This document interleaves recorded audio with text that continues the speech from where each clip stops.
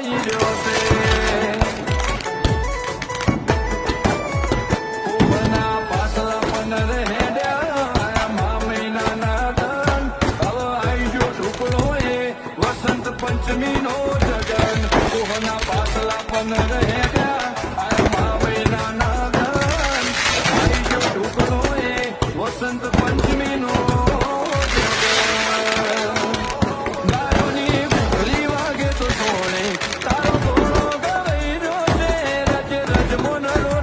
Oh